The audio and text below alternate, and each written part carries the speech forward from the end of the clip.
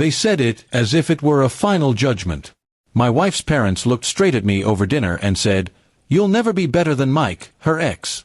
The words hit like knives, but I forced a laugh. "Then go ask him," I replied. That night, I lay awake. I knew I couldn't just let it go. Revenge had already begun forming in my head. The next morning, I started my plan. I dug into Mike's life, his job, his friends, even the events he attended. If they thought he was better, I would expose his flaws. I wanted to show them that their perfect Mike wasn't as perfect as they believed. At the same time, I began improving myself. I changed the way I dressed, carried myself, and spoke. I took courses, got better at my work, and became more respected in my community. Slowly, people began to see me differently. My wife noticed, but sometimes she seemed distant, as if something about my transformation made her uneasy. I didn't just want to compete with Mike. I wanted to crush the image her parents held of him. So, I arranged to meet him. Over coffee, I realized he was just an ordinary man. Charismatic, yes, but nothing special. That gave me confidence. I then began planting seeds.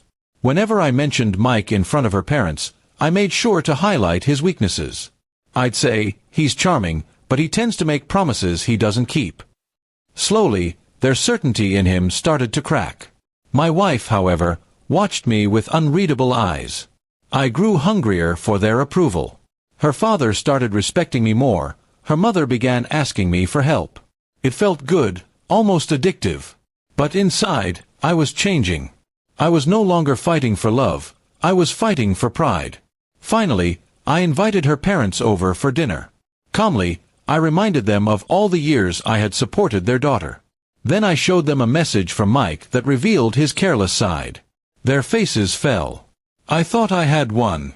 My wife even placed her hand on mine. For a moment, I believed everything was fixed. But victory came with a cost. After that night, my wife became quieter. She withdrew little by little, as if she didn't like the man I had become. One evening, I found a hotel receipt in my coat pocket, proof that she had been somewhere I didn't know about. My chest tightened with dread. When I confronted her, she admitted she had been confused, even tempted by memories of her past. She said she felt lonely in our marriage. I was shocked. I had done everything to prove myself, but I had forgotten to care for her heart. Instead of softening, I made things worse. I staged a public confrontation with Mike at a charity event, trying to expose him as a fraud.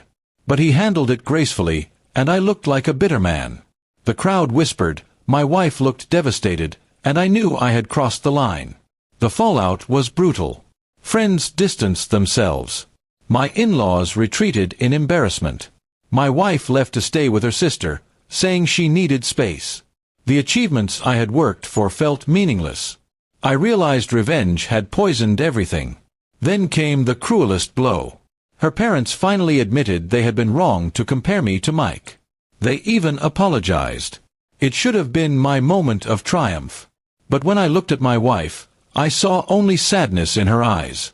She couldn't forget the way I had destroyed our peace. She told me calmly that she needed to leave. Not because she still loved Mike, but because she couldn't stay with a man who turned marriage into a battlefield for revenge. My apologies came too late. The divorce process was quiet but painful. Splitting the house, the furniture, even small things like who kept the photo albums, felt like ripping pieces of life apart. My in-laws stood by silently, perhaps guilty, perhaps satisfied. I couldn't tell anymore. One morning, she came by to collect the last of her belongings. She looked at me with clear, sad eyes. "You proved them wrong," she said softly. "But you didn't prove me right." Then she walked out, closing the door.